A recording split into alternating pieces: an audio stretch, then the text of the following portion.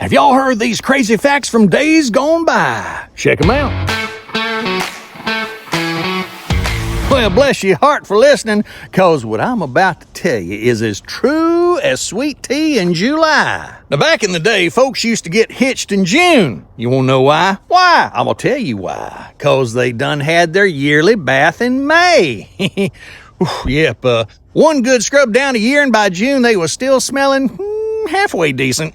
But honey, come wedding day, that freshness was fading fast. So the brides carried themselves a big old bunch of flowers to keep from knocking folks over.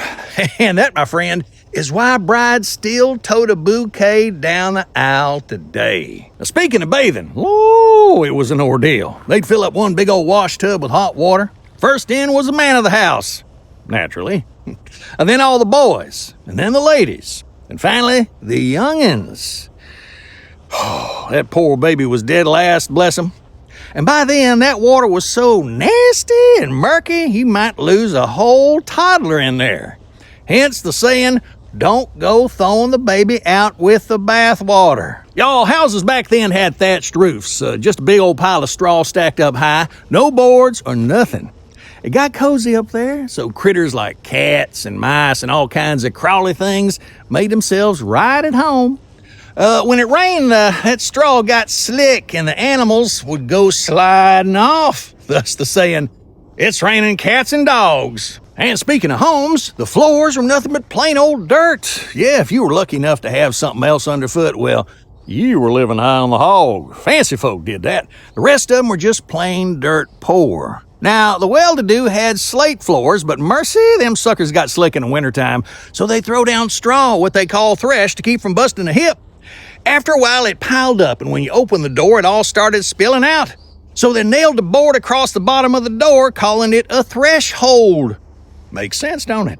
Back in, folks cooked everything in one big old iron pot hanging over the fire. They'd toss in whatever they had. There's some taters. Yeah, put some carrots in there. Maybe a stray squirrel. And they just keep adding to it day after day. That stew would sit there for a week or more, hot one day, cold the next. Hence the rhyme, peas porridge hot, peas porridge cold, peas porridge in the pot, 9 days old. Now, if a family got hold of some pork, ooh, honey, they were living high on the hog. They'd hang the bacon in the kitchen to show it off. Hey, y'all, look what we got. We got bacon in the kitchen, because if you had bacon, you was doing all right. When company came by, you'd slice off a bit, sit around, and you just chew the fat. Now, fancy folks had pewter plates, but when they'd eat tomatoes on them, pewter would leach out lead, and folks up and died. So, for the longest time, everybody thought tomatoes were poisonous. Can you imagine missing out on a tomato sandwich all them years? Sometimes folks drank ale and whiskey from lead cups, and sometimes it'd knock them plumb out cold. They looked so dead, people'd lay them out on the kitchen table just to be sure. The family would gather, have a bite, wait and see if they'd wake up. That, my dear friend, is what they call a wake. Now, England's a mighty old place. And they'd start running out of room to bury folks, so they'd dig up the coffins, and they'd reuse the spots. 1 out of 25 had scratch marks on the inside, so it turns out they'd been burying folks a little too early. And to keep that from happening again, they'd tie a string to the feller's wrist, run it up through the dirt, and attach it to a bell. Somebody had to sit out there all night listening. That's the graveyard shift.